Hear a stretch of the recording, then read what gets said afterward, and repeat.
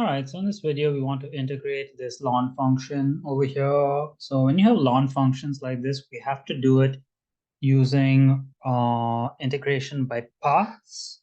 So let's start with our integration by parts formula. It's integral of fg prime equals to fg minus integral f prime g. Now, I only have one function over here, so how am I going to fill f and g prime? What I'm going to do is I'm going to multiply this equation by 1 because that doesn't change the equation at all. And now I have two functions that I can use for my parts. So f is the first function there, which is ln of x squared minus 1. And g prime is just going to be the second function, which is 1. So f prime is just going to be the derivation of this, which is 1 over x squared minus 1 times 2x, the derivation of the inside by chain rule. So that's just 2x over x squared minus 1. G prime is 1. So to find g, I'm going to integrate that, which is just x. Now I'm going to sub these back into my integration by parts. So fg minus integral of f prime g.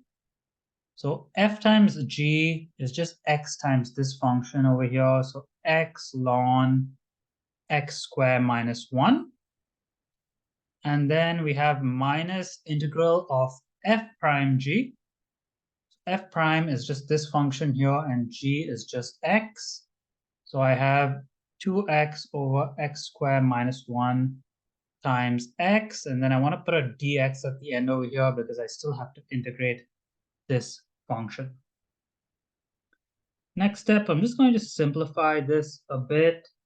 I'm going to make this into 2x squared over x squared minus 1 dx. And now it's going to be a very unique step to integrating this because this is a pretty hard integration too. You can't really do it by substitution. You can't do it by parts. It's a really weird trick that doesn't show up in a lot of other integration questions, except for ones very similar to this. So the first thing I'm going to do is I'm just going to pull out the constant just so that I can do this trick, which I'll show you in the next step. And then what you want to do is you want to subtract a 1 and add a 1 in the numerator here. And I'm going to explain why in the next step as well. But what we're doing is we're rewriting this as x squared minus 1 plus 1 over x squared minus 1. And the reason I'm doing this, I'll show it to you right now in this step.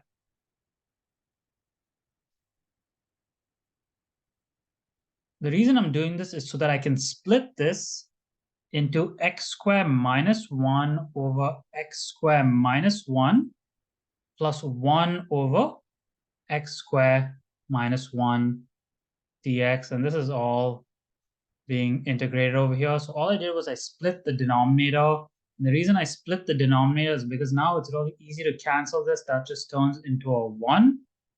So we have x ln x squared minus 1 minus 2 integral 1 plus 1 over x squared minus 1 dx. So now this is a lot easier to integrate than anything we had earlier, but this is still pretty tough to integrate because how do we integrate 1 over x squared minus 1? Well, we actually have to do partial factoring over here, partial fraction decomposition, actually, I should say, not partial factoring, partial fraction decomposition, which is basically the opposite of common denominator. So I'm going to do that over here. I have 1 over x squared minus 1, which is too hard to integrate. So I'm going to factor this first into x plus 1 times x minus 1. This is still too hard to integrate, but that's why I want to do the partial fraction decomposition over here. So how do we do partial fraction decomposition? Well, we just simply take the equation and we make it equal to a over the first factor plus b over the second factor. The reason I'm doing this is because once I find A and B, this is going to be extremely easy to integrate. And that's one of the only ways you can do a question like this. So the next thing I'm going to do is I'm going to take my denominator and I'm going to cross multiply it on the other side. So I have 1 equals to A times x plus 1 over x minus 1. And this is divided by x plus 1 plus b times x plus 1 times x minus 1 over x minus 1. So all I did was I took this denominator and I multiplied it by the two terms in the top. Then I can cancel x plus 1 and I can cancel x minus 1.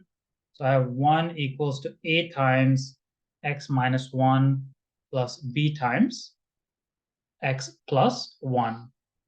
Now that I have this equation here, I just have to solve for A and B. There are a couple of different ways to do it, but the easiest way is to just sub in values of x. Now, the best value to sub in for x is positive 1 in this case, because 1 minus 1 will be 0. 0 times A will be 0. So I'm just left with 1 equals to B times 1 plus 1, which is 2. And then if I divide by 2 on both sides, I get 1 over 2 equals to B. I'll do the same thing to find A over here. I'll sub in x as negative 1. And then if I sub in x as negative 1, this is going to disappear because negative 1 plus 1 is 0. 0 times b is 0. So I just have 1 equals to A times negative 1 minus 1 is negative 2. And if I divide by negative 2 on both sides, I get negative 1 over 2 equals to A. So I can just rewrite this as this over here. If I rewrite it with my A value as negative half and B value as positive half, it's going to be negative 1 over 2x plus 1 plus 1 over 2x minus 1. So I've just done my partial fraction decomposition here to change 1 over x squared minus 1 into this over here. So I'm going to come back here and I'm going to rewrite this as ln x squared minus 1 minus 2 integral 1 plus, and then I'll write this thing over there. So technically, actually, this is not a plus, this is a minus 1 over 2 x plus 1 plus 1 over 2 x minus 1 close bracket dx. And now this is extremely easy to integrate over here. So let me do the integration. Square minus 1 minus 2. The integral of 1 is just x.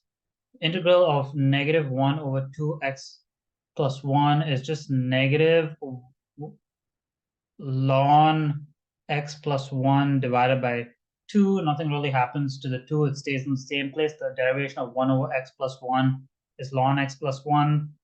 Derivation of this is ln x minus 1 over 2. And then I have a plus c for my constant. And then final step, I just have to multiply this negative 2 inside this bracket. I'm going to write the final answer here just because I don't have space there.